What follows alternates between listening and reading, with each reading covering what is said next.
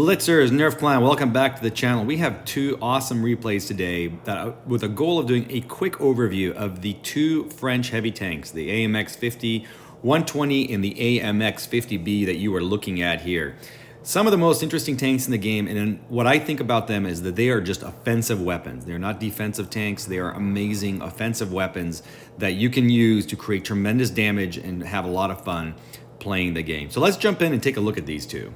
All right, now comparing the AMX 5100 and AMX 50B, you see that there's a lot of similarities between the tanks, but a much improvement in DPM in the 50B. And that's really one of the key differences. The caliber, shell velocity, kind of everything else is about the same with these tanks. And overall, you know, the HE damage that you can do with these tanks is extensive. The problem with the Pen 65, you can only really shoot that on tanks that have really bad armor, and you can consistently get bounces. Aim time for the 50B is better, 1.68 versus 1.86, and dispersion is also better. The 50B just has an incredible cannon. Now, the other big difference I'd highlight, and I always think about this, is the -10 you do have with the 50B. You also have slightly higher elevation. -10 versus -6 is a huge difference. However, the 50B is a little bit slower on reverse, but it does have better power to weight ratio. You know, one thing that I always think about these tanks is the armor. You can see this is not the way to look at the armor. We'll look at the 50B in a minute.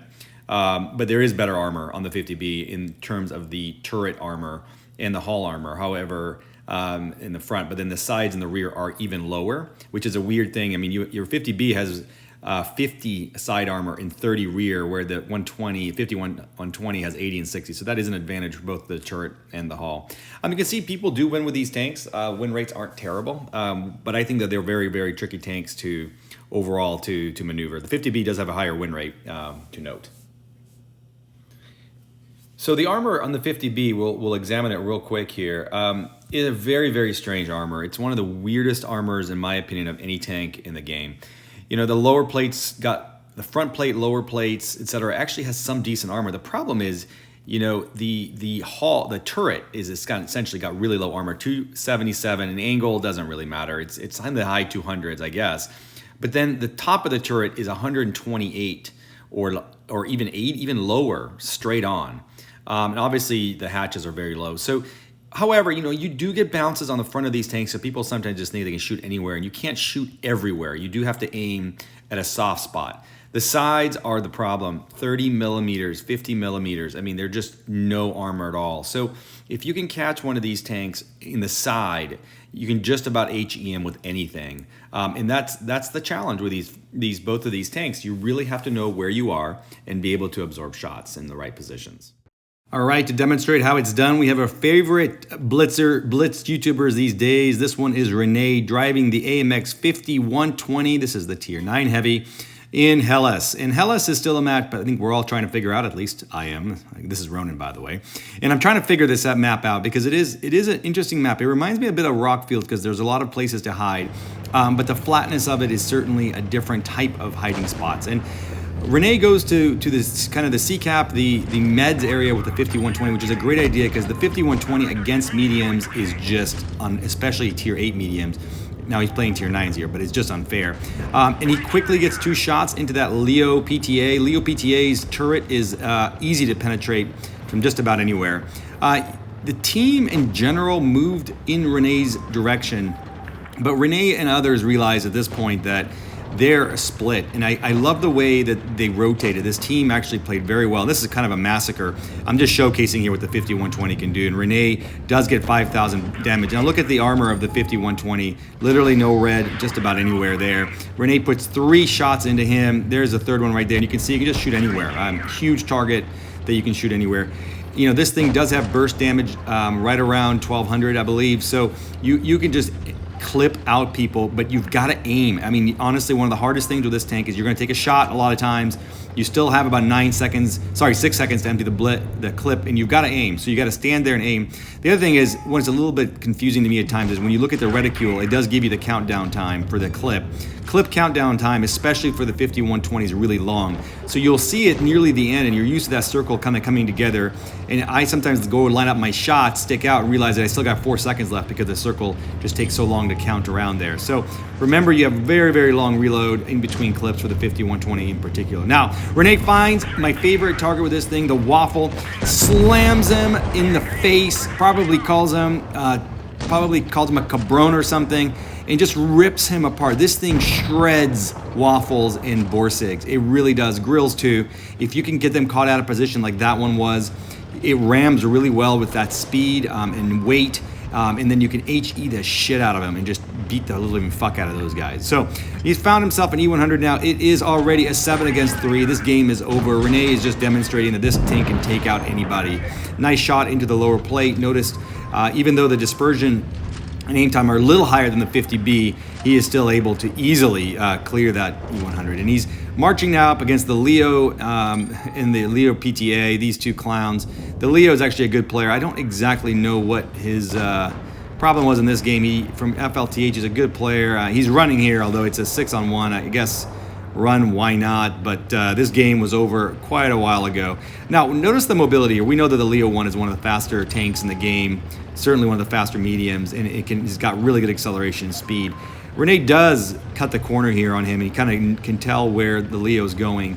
But look at the speed of the 50-120. It moves. This thing, just like the 50B, they've got terrific speed, especially for heavies. Rene does miss this shot. However, he cuts him off here at the corner, uses his speed to get in position. And you know, you're still got about 800 burst damage here. So there goes 1, 412. And then why even shoot the other one? Just ram him, and then Rene says, "Chingate, cabron!" Pounds him another one, and we call it a day. Nice win. 5,000, 2057 Devon, 3 frags. Well done, Rene. Another terrific game. Sorry for my terrible Spanish swearing. It's the best I can do. All right, so, and that is Rene's game there. Now moving to the big boy with Lin, her royal flatness, back when he was in Cali. Now her royal flatness lives in Nuke. Lin goes to the right side here, the seaside of Rockfield, and he does take a shot there, and you can see his teammates here kind of in a weird position. You got a bunch of meds kind of crowding there. He bounces that missile shot, which again shows you that 50B can definitely bounce a shot or two. I mean, the missile pen is very high, but hitting the right spot of the 50B, you know, it is definitely bounceable in the front. I think I saw there Lin encouraging his teammates to move forward. And you can see he's got, you know, most of them, 5 of them over there, but they're crowded together. And then the rest of his teammates, for some reason, are on the other side, which is not helpful. However, look at him use the gun depression of the 50B to get shots into that Sheridan. Really well done. Really well done. But you see what happened there is because of the way these guys were bunched up together and really not paying close attention, they already rushed one of Lin's players, and Lin had to get the hell out of Dodge. So he uses this momentum to push out of there. Very smart move by Lin. He would have gotten rolled over by 4 tanks, and this tank is not a tank that you can take multiple tanks on at one time, because while it does have decent DPM, you know, the burst damage is great to clip a tank, but it's never good against 2 because they're gonna out DPM you, and there are all kinds of soft, squishy places to shoot this thing. So it's not a hard tank. So you want to brawl against 1 versus 2 here, you're probably going to lose 90% of those. All right, now look at that. Look at the burst damage. Oh, Lin just crushes that T62A. The 62A has got great armor for a medium, and Lin makes it look easy. Now the game here is getting a little bit crazy. It's they right now have a 6-on-5. But notice that the red team is actually well positioned over there, where Lin's team is still kind of all over the map. You still got a couple near spawn. Lin's trying to get shots in this E75. And you'll see the problem that the other players on this team, there's about 4 of them, are really full health. And that is going to actually create Lin's problem later on. He's at 2,500 damage at this stretch, and he's trying to figure out what to do with this E75. He knows that the other ones are over there. Now, Lin's teammates, geniuses that they are engaging the 3 other players in the rear, but they're not having a lot of luck with them. And look at all those hit points. And the the E75 is over there. The Waffle is trying to rotate, but he's not successful. Lin is using, look at the burst once. That was a very unfortunate track that didn't give any damage, but he pounds him there, and he's got the reload. Now he's got 16. This is the worst 16 seconds of everybody's lives. By the way, it's 3 against 5. And you just really can't do anything. You got a long reload. It's the curse of the autoloader. Now, the E75 is cleared by that IS-4. That IS-4 played a great game. And meanwhile, we have lots of arguments in the hangar chat. It wouldn't be Blitz without some insults and stupidity. Nonetheless, Lin Has good hit points. The buff on the hit points on this thing made this tank a lot better. He takes blocks a shot there, which was epic. Clears the K91, which was really, really great. What I was saying before is true there. You got to hit a shot or two. You're going to take a shot a lot of the times when you're emptying a clip into someone. You just got to be standing there. You got to have the courage to kind of just stand there and take the shot and hope it's not an HE in the ass. Okay, he's got a waffle. He's got a 215B who has got 2,300 hit points left. Lin's already at 3,700 damage, but he is going after my favorite target with these tanks, which is the waffle. It clears the waffle with no problem. He's still got a shot left, which is excellent. Puts a shot into the 215B. Now look at this idiot in the FV come up here. And this guy, I have no idea what he was doing. That Vicker, it's a Vickers CR. Lin was literally protecting him, and the guy just ran out there and got shot and killed. I mean, just pure stupidity. But nonetheless, it's 2-on-2, and the IS-4 is here to help, which is really, really key. You've got to have a friend, as Arthur always says, when you've got these autoloaders. Lin, they clear that 215B very quickly, actually. That was beautifully done. Really good teamwork there between those two. Now they got an E100 with 2,000 hit points. Lin's at 5,000. He's reloading, so he's just blocking. The E100 should have charged a lot earlier if he was hoping to have a chance at the 50B, but he didn't. And now you have Lin and his IS-4 who have sufficient hit points to do the work here. And notice the way that they actually use the V-shaped kind of angle. Lin is encouraging his IS-4 to get off his ass and do something, and the rest of his teammates are as well. But Lin realizes, hey, let's turn around, let's flank this guy. V won't work when your teammate's kind of hiding. I don't know what he's doing.